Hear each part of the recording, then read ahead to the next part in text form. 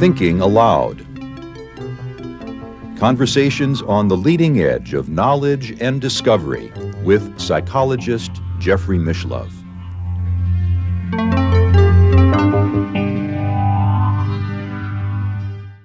Hello and welcome. I'm Jeffrey Mishlove. Once again, I'm here to have a conversation with myself.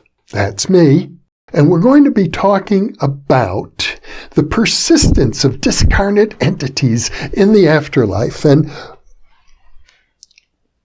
what I mean by persistence in this instance is how long does a discarnate human entity remain in communication? Now, lots of people report ongoing communications with their deceased loved ones and friends, sometimes for years, but typically they are short-lived and brief, as a matter of fact. We don't know how easy or hard it is if you're there on the other side to communicate, but some discarnate entities seem to persist for over 100 years. Let's begin there. Probably the most persistent one is an entity known as John King, who first appeared in 1850, as I recall, in seances with the Davenport brothers in the United States. Later on, John King appeared in seances all around the world. It seemed as if mediums everywhere wanted to invoke John King, who also indicated that he was actually, John King being the, spirit name that he used, but he in life had been Henry Morgan, the buccaneer pirate, who was later appointed, as I recall, governor of Jamaica. So he seems to be a very persistent and active communicator, and not just a communicator. He was involved in the production of materializations, a very dramatic physical phenomenon. So dramatic that even today, every instance remains highly controversial. And the reason is simply because there are people who won't believe it no matter what. As one scientist said, I don't want to believe it even if it's true. So, these phenomena will always be controversial, but the controversy extends beyond what the hardcore skeptics have to say about it. And I believe, of course, they're wrong because they're wedded to a materialistic metaphysics, which is in deep, deep trouble these days. And in fact, pretty much invalid in my view. But I don't want to go there now. We've done many New Thinking Aloud interviews about that topic. The point I want to make is this. Is John King a real discarnate human, or is it the invention of the mediums themselves? If you're a trance medium, or if you're in a circle, a spiritualist circle, and you're interested in cultivating physical mediumship and phenomena, wouldn't you wish to invoke the name of a spirit who already has a reputation for producing phenomena of this sort? Well, it does seem logical to me that you would want to do that, but does that in and of itself mean that the many manifestations, I think John King may be the most popular spirit guide in the history of spiritualism, but all of these manifestations and the desire of humans to invoke or conjure or create a John King, does that invalidate the essence of the actual discarnate entity? It doesn't. I think that these things can operate in tandem, in fact, necessarily operate in tandem. William James, a great founder of American parapsychology, let me start over with that. William James, the founder of American psychology, and also one of the pioneer psychical researchers. The term parapsychology wasn't really in use very much in James' lifetime, but he maintained in his study of trance mediums, which was quite extensive, that there are two wills operating when a spirit manifests. There's the will of the external entity, and there's the will of the medium to personate that entity. So they go together hand in hand. And I might add that James added another wrinkle to all of this. He said, we don't know, for example, that the spirit calling itself John King, the pirate governor of Jamaica, Henry Morgan, was that really him? Or could it have been, as was suggested by Madame Blavatsky, the founder of the Theosophical Society, that the spiritualists got it wrong, and that these so-called spirits they were invoking were actually daemonic entities. They were discarnate, all right, but they weren't discarnate humans. They were inhabitants of the discarnate world who had access, you could say, to the Akashic records, what William James called the cosmic reservoir that contained all knowledge, and that they were using their knowledge to deceive people. Even today, I hear from many people, particularly devout Christians, who maintain that this is the case, that the spiritualists are being deceived not by daemonic, but by demonic entities. So it's a very, very complex area. You mentioned that John King first manifested in the 1850s, 30 years before the founding of the Society for Psychical Research in England. After all, spiritualism as a phenomenon, as a recent phenomenon, began in the United States with the Fox sisters in around 1848, and it swept across the world. It was like the consciousness movement today, the psychedelic movement, the human potential movement, in an era in which people didn't have televisions to watch all the time.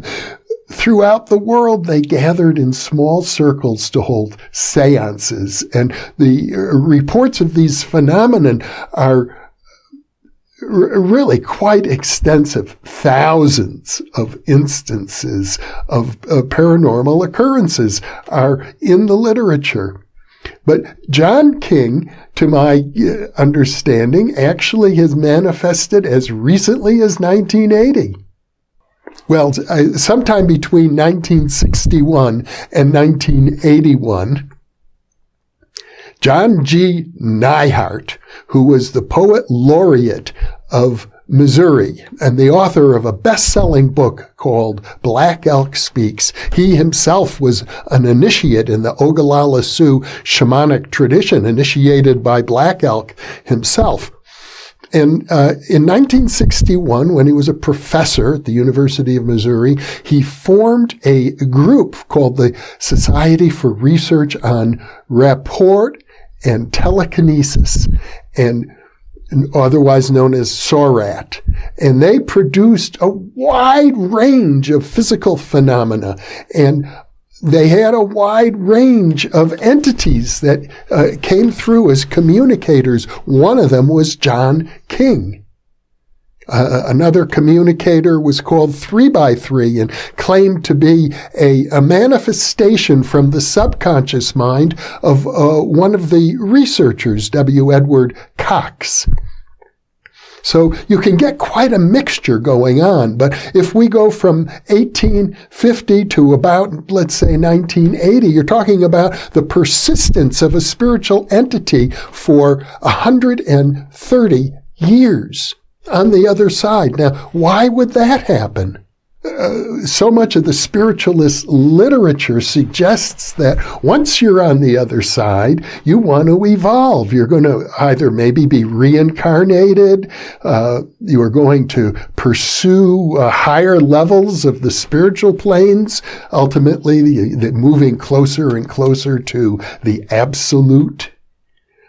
But why would you maintain a consistent, apparently non-evolving personality for 130 years when you're on the other side? It does suggest, or at a little bit more credence to the idea that these mythical guides like John King are actually products of the human imagination, the living human imagination.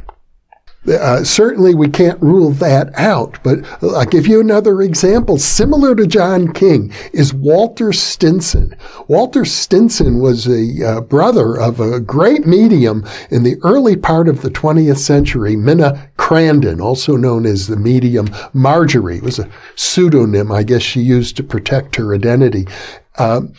Marjorie attracted worldwide attention, and she was in the newspapers all the time because Scientific American magazine back in the 1920s was offering a cash reward for anyone who could demonstrate paranormal phenomena, and she was tested. She was the wife of a Harvard physician, and a very well-to-do, charming woman who could go into trance and produce a wide range of physical phenomena. And her main spirit guide was her younger brother, Walter Stinson, who had apparently died in a train crash,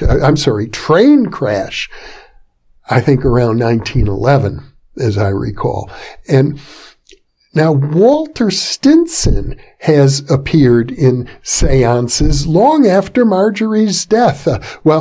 In about 1925, Marjorie and her husband went on tour, and they visited spiritualist centers around North America. One of those centers was in Winnipeg, Canada. It was a very well-known organization developed by Thomas Glendenning Hamilton, a medical doctor in Canada who did extensive, well-documented research on physical phenomena. And I think it was about 1926 when Marjorie and her husband visited. And thereafter, in the seances in Winnipeg, Walter Stinson appeared, and the phenomena, largely ectoplasmic manifestations and apports and the like, well documented. They had a seance room with dozens of cameras set up to capture anything that might occur. And there are many, many records now in the archives, as I recall, at the University of Manitoba of these phenomena. And so why is it the visit of Marjorie triggered the association with the spirit guide Walter? Now, what we don't have are, to my knowledge, are records that indicate that Walter Stinson provided proof of his identity at any time. I think Marjorie and her husband certainly believed it, and they would have had reason to do so, having grown up with Walter. But the Hamiltons in Canada never knew Walter, and it's not at all clear to me that they were even interested in establishing his identity. What they were interested in is the phenomena that he produced. And in a way, you could say those phenomena are a signature. And interestingly enough, Walter Stinson is today one of the main spirit guides working through Stuart Alexander in England. Now, you will find, and I'm going to link right now over here on the right side of your screen to some of the interviews with two of the interviews with Stuart Alexander, a great physical medium who has been studied by members of the Society for Psychical Research in England, who there have been some publications attesting to his authentic physical mediumship, producing flying trumpets, direct voice materializations. Also, that work is discussed, and I'm going to link to another interview with Leslie Kane, who works with Stuart Alexander to this day. So here you have, if we are to take Walter Stinson's manifestations at face value, producing physical phenomena, the kind that are so astounding that many skeptics just say, out of hand, it can't be true. This is childish nonsense, and I won't have a word of it. That really pretty much is their attitude. Fair enough. But it's a signature, though, of Walter Stinson, in my estimation, and it suggests to me that a spirit like John King or Walter Stinson might persist in the afterlife and communicate over and over again in different mediumistic circles because, number one, they have the energy, they have whatever psychokinetic or spiritual power is required to do this, and they have a certain attachment to the earthly plane to see it happen, to provide proof of their existence. That's their motivation. That's their intention. And I don't think we can dismiss that lightly either. I tend to think these things operate all together in combination. Well, it is interesting that if we look at the classical cases of the reincarnation type, of the sort that have been investigated at the University of Virginia by Ian Stevenson and other colleagues there, Jim Tucker and others, James Matlock has done a long series of interviews with me about these cases. I'll link here on the right side of your screen to the first one of those. And the point that I want to make here is that when young children get in touch with a past life memory, the memory tends to fade. They talk about it a lot, starting as soon as they can talk, maybe at the age of 2 or 3. And by the time they reach puberty, they have other interests. And of course, that's part of human development. They want to be accepted by their peers. They want to socialize. They want to become a human in this lifetime. So the past life memories fade. You don't get the same kind of persistence in reincarnation cases. But as I reported in an earlier monologue on spirit possession, I'm linking to it now, there are cases of spirit possession. And typically how this works, it's sometimes called replacement reincarnation. A person is on the verge of death and they apparently die. But before the body can be buried, they wake up and they're alive and active and moving around. However, it seems to be a different individual, an individual with a different name and a different history, memories, even different language patterns. And these individuals, you could say they are a possession or a replacement reincarnation. They persist. There's good reason to think that those personalities might last throughout the rest of the lifetime of that individual, maybe as long as 60 years.